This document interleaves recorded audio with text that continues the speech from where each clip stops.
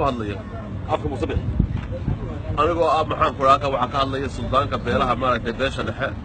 oo wakiilka maxaan ku raada musabbix waxaan idin sheegayaa waa Trump wuxuu yiri ya